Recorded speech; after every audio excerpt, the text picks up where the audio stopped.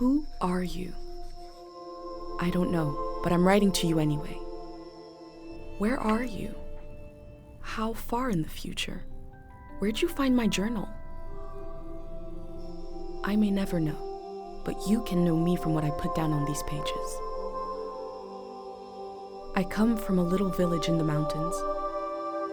No one has left here since before I was born.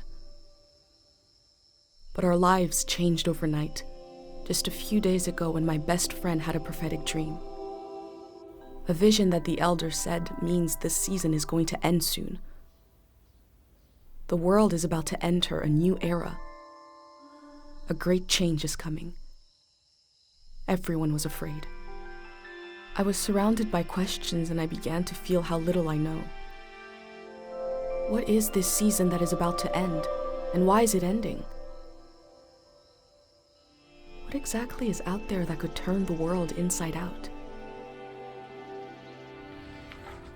If there are still voices singing and laughing in the wilderness, I could record them before they're gone.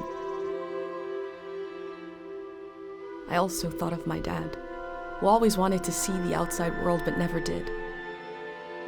So, I asked if I could leave. The elder had one condition for letting me go: that I take what I collect to the museum vault, a palace of art and memory at the edge of the earth. She says it's the only place safe from the turmoil of a changing season. I hope that's where you're reading this now. I can't stop the change that is coming, but this time on Earth could live on in these pages. What it looks like, sounds like, how it feels to be alive right now. I'm writing to you at the crack of dawn on the morning I leave home. I can smell breakfast cooking in the other room, and I can hear my mom's voice.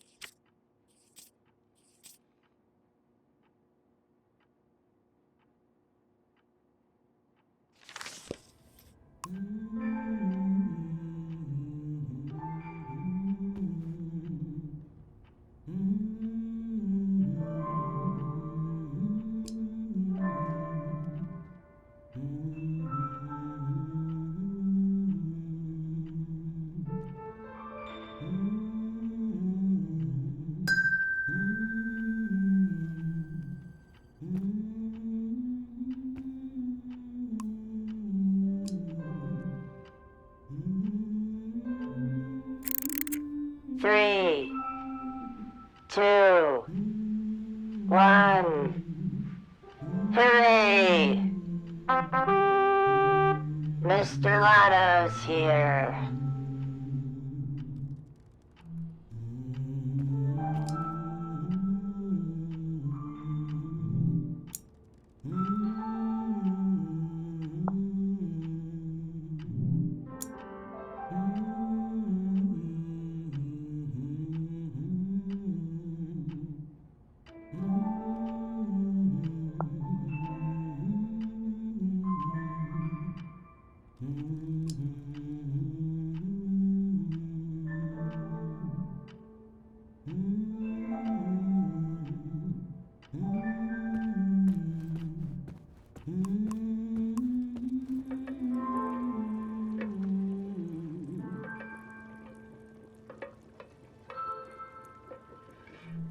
burner's on the table, ready to make a pendant.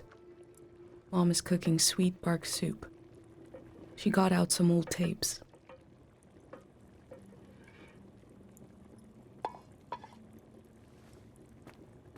You're up. What are you doing standing there? Time to get going. It's gonna be a beautiful morning. I'm making progress. I found the burner, camera, recorder, travel bag. Breakfast is in progress. Still gotta make a pendant. We haven't used this in so long. Good thing I saved the instructions. Just as you would use a shield to protect your body, an identity pendant protects your mind. Your thoughts, memories, everything that makes you, you. We don't wear them here in the village anymore. But if you're going into the outside world, I'll feel better when you've got a pendant shielding you.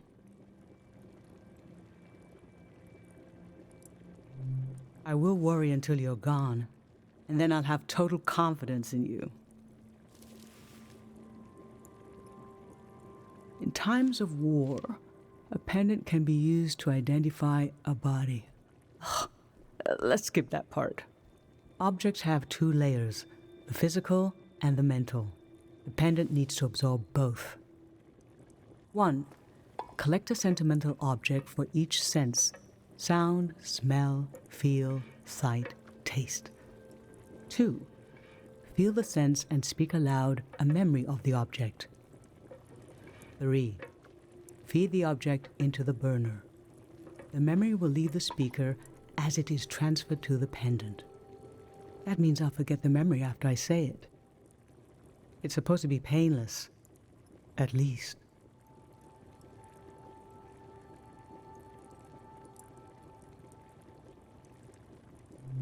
Okay, so this old tape should work for our sense of sound. I remember.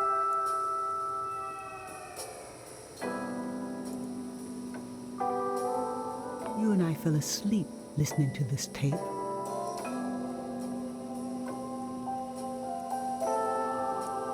Your dad came home.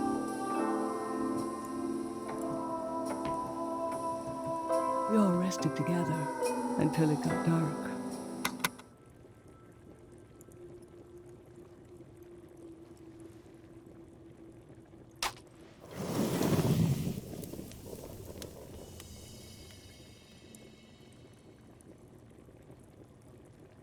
What an odd feeling. Like an absence, disappearing. The empty space fills itself back in until I forget that I forgot anything at all. I'm glad I'm only losing a few memories. If I lost too many, I wouldn't even know who you are. You should pick the rest of the objects. I'll lose the memories, but you'll have them in a pendant forever. So they should be important to you. They should be parts of your identity you want to be sure to protect. So think about what these items and what the memories would preserve about you. Let's do smell next. Find an object with a strong odor and that holds a piece of you.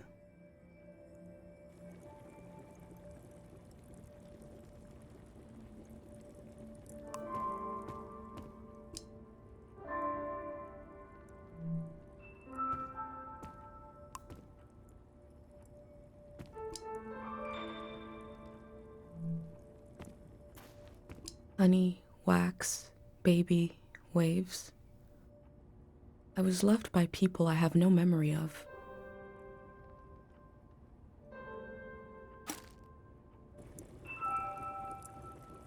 What did you choose for smell? Let's breathe in deep.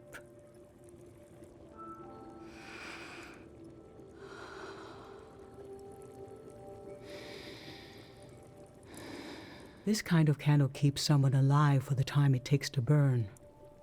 Just a few hours when death is nearby. It can be enough for last rites last words. This was Grandma's candle. She didn't want to use it. You spent a lot of time with her when you were a baby. I realized she wouldn't live long enough for you to remember her, or for her to see you grow up and discover what kind of person you'd be. So in a way, you don't know her, and she didn't know you. And yet, she loved you. I don't know where love goes, but it belongs to you anyway.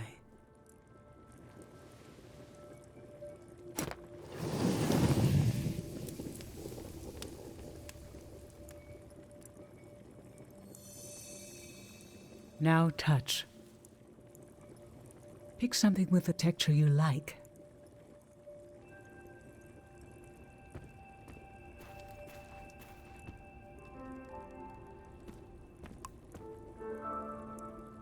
My hand in my own hand. This speaks to how my mom loves me.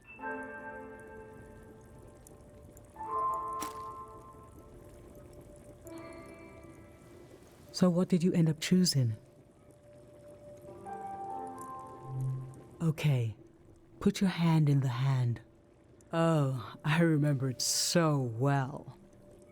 It's not as bad now, but in the old days, not many children lived long enough to grow up. We believed if a child could make it to the age of 9, they'd be all right. This print was made of your hand when you turned 9. Your father and I couldn't believe we really had a healthy girl. An old deep fear inside of me finally went away, and we saw you would just keep growing and growing, that everything was going to be okay.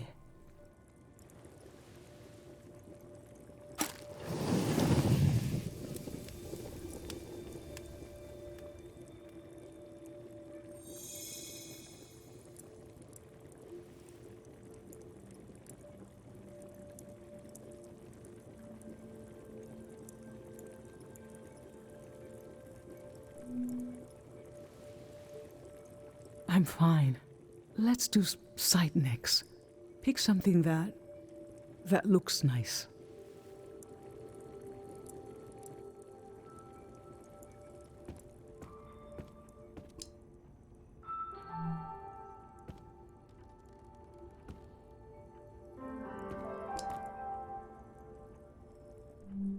Dried mountain flowers. Nothing is ever lost.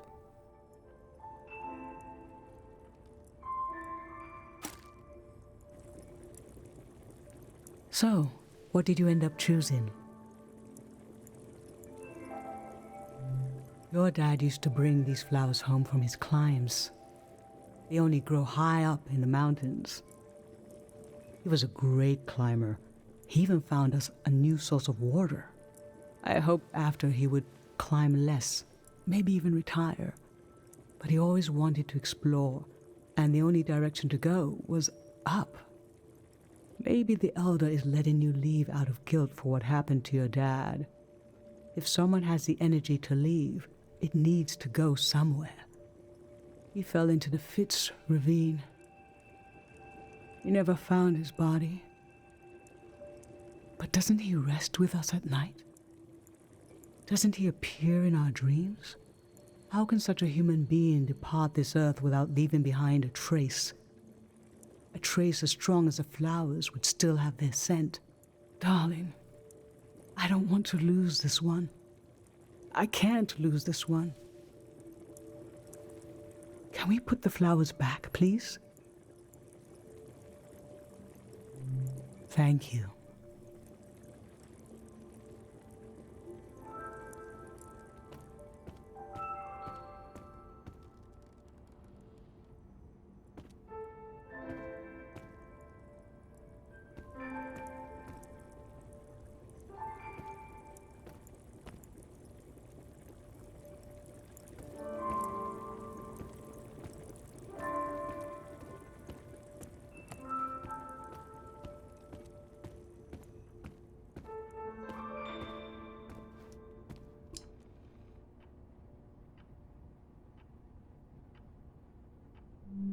Gray textured crumble.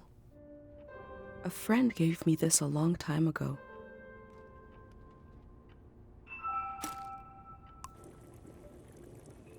So, what did you end up choosing?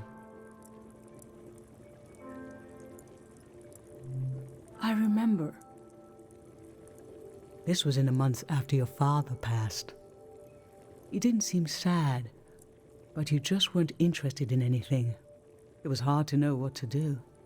One day, you and your friend Pate went fishing. You didn't catch anything, of course, but when I was putting away your bucket, we found this creature there. Pate had dropped it in without you noticing. I remember how it made you smile. And I felt, oh, no matter how much things have changed, I will get to see my little girl smile again.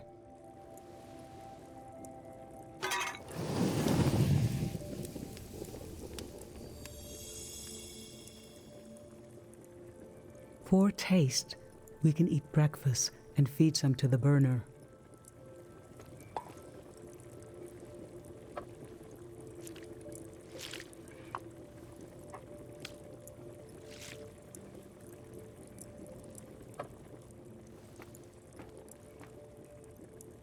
The memory I'll lose is the one we're forming right now. I want you to have it forever.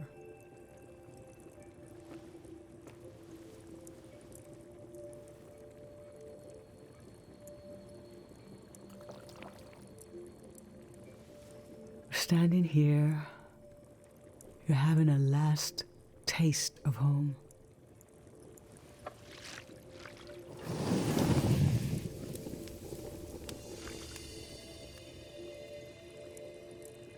Now you're protected by lost memories. A gem of home around your neck. This is my only condition for letting you go. You must promise me never to take the pendant off. And never tamper with it. Okay? Then I'm okay with you leaving.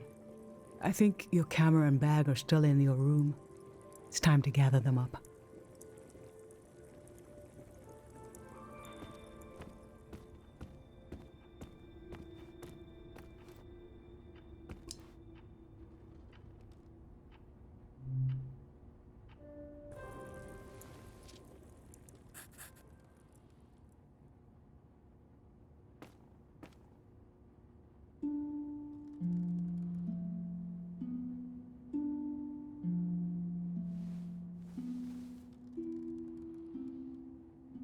I've lost so much. How could the world ask me to lose you too?